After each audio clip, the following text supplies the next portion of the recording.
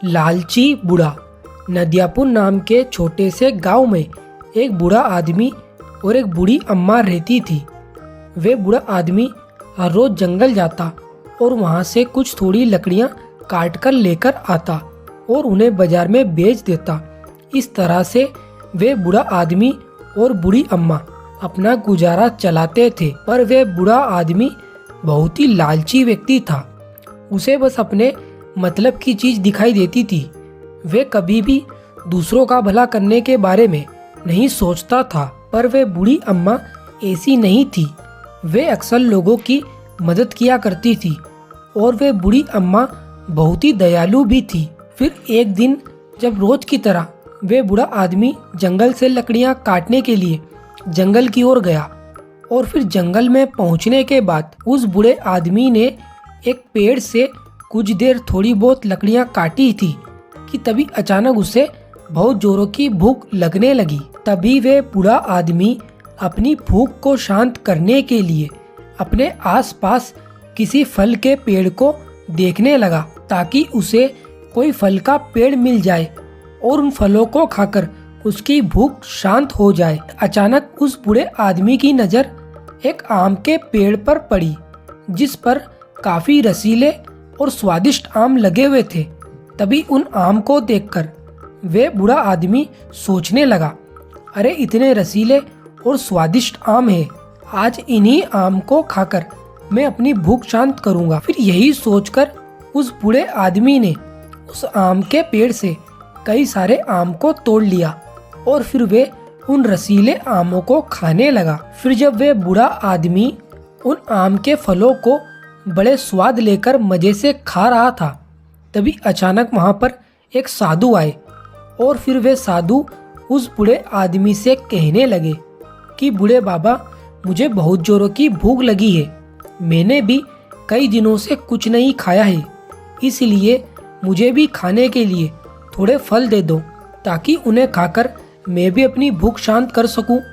तभी साधु के इतना कहने के बाद ही वे बूढ़ा आदमी साधु से कहने लगा कि ये सारे फल मैंने बहुत ही मेहनत से तोड़े हैं, इसलिए मैं तुम्हें इन आम के फलों में से एक भी खाने के लिए फल नहीं दे सकता, इसलिए तुम यहाँ से जाओ। फिर उस बूढ़े आदमी की इस बात को सुनकर उस साधु को उस बूढ़े आदमी पर बहुत गुस्सा आ गया और फिर वे साधु गुस्से में आकर उस बूढ़े आदमी से कहने लगा कि तुमने एक साधु को भोजन कराने के बजाय उसका अपमान किया है, इसलिए मैं तुम्हें श्राप देता हूँ कि अब से तुम जो भी कुछ खाओगे ना ही वे तुम्हारे शरीर को लगेगा और ना ही उस भोजन से तुम्हारी भूख शांत होगी।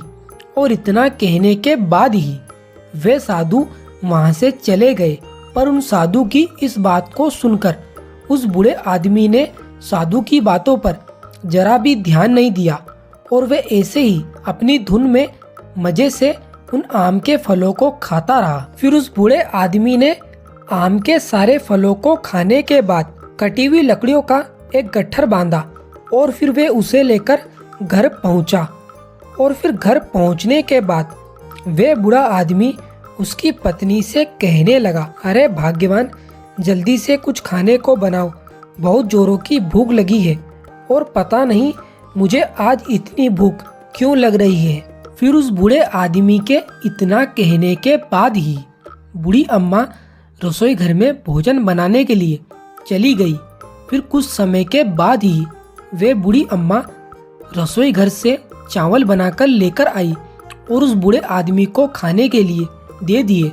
फिर जैसे ही उस बूढ़े आदमी ने चावल को खाया तभी उसे और जोरों की भूख लगने लगी और वह बूढ़ा आदमी फिर उसकी पत्नी से कहने लगा, अरे भाग्यवान, मुझे तो अभी भी और जोरों की भूख लगी है, इसलिए मेरे लिए थोड़ा और भोजन बनाकर लेकर आओ। तभी बूढ़े आदमी के इतना कहने के बाद ही बूढ़ी अम्मा रसोई घर में से थोड़ा और भोजन लेकर आई और फिर उस भोजन को करने के बाद भी उस बूढ़े बाबा की भूख अभी तक शांत नहीं हुई थी।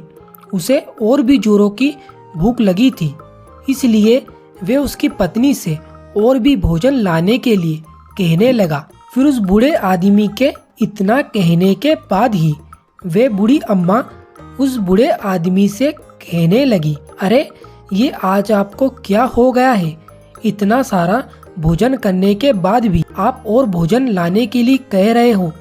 मैंने जितना भोजन बनाया था वो सारा तो आपको लाकर खिला दिया और अब तो घर में खाने का राशन भी नहीं बचा है, इसलिए आपके लिए अब और भोजन कहाँ से लेकर आऊं? तभी पत्नी के इतना कहने के बाद ही वह बूढ़ा आदमी उसकी पत्नी से कहने लगा, ठीक है भाग्यवान, यदि घर में खाने का राशन खत्म हो गया है तो मैं भोजन की तलाश में वापस जंगल की ओर चला जाता हूँ, ताकि वहाँ पर कुछ खाने को मिल जाएगा। और फिर इतना कहने के बाद ही वे बूढ़ा आदमी भोजन की तलाश में वापस जंगल की ओर चला गया। फिर जब वे बूढ़ा आदमी अपने घर से थोड़ी ही दूर चला था कि तभी अचानक उसे उसी गांव के एक पास के घर से समोसे की खुशबू आने लगी और उस समोसे की खुशबू के कारण उस बूढ़े आदमी को और भी जोरों की भूख लगने लगी। फिर जिस घर से समोसे की खुशबू आ रही थी उस घर में बूढ़े आदमी ने जाकर सारे समोसों को चुराकर खा ली। पर समोसे खाने के बाद भी बूढ़े आदमी की भूख अभी भी शांत नहीं हुई थी, उसे अभी भी और जोरों की भूख लग रही थी। इसी कारण उस बूढ़े आदमी ने गांव के कई लोगों के घरों से भोजन को चुराकर खा लिया था, पर फिर भी उस बूढ़े आदमी की भूख शांत नहीं हुई थी और उसे ऐसे ही पूरा दिन बीत गया। और फिर शाम होने के बाद वे बूढ़ा आदमी वापस अपने घर की ओर लौट गया। और फिर घर पहुंचने के बाद वे बूढ़ा आदमी उसकी पत्नी से कहने लगा, अरे भाग्यवान, मेरे साथ यह सब क्या हो रहा है? मेरे तो कुछ समझ नहीं आ रहा है।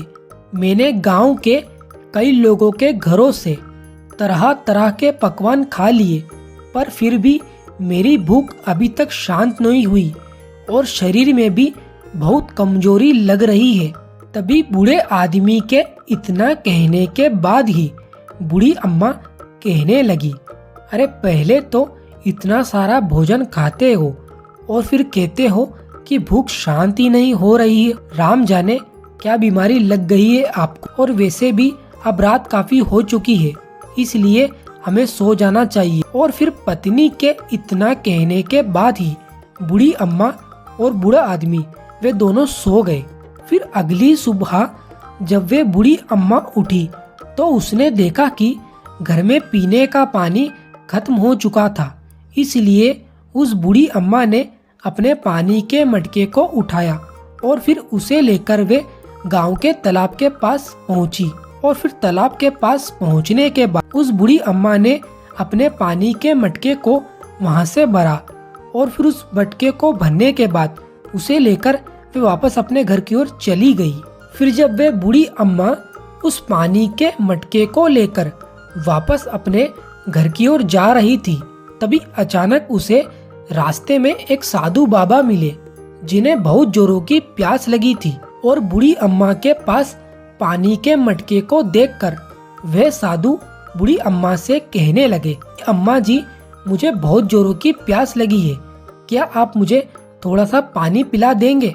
तभी साधु के इतना कहने के बाद ही उस बूढ़ी अम्मा ने अपने मटके में से साधु को पानी पिला दिया, जिसके बाद वे साधु बहुत ही खुश हुए।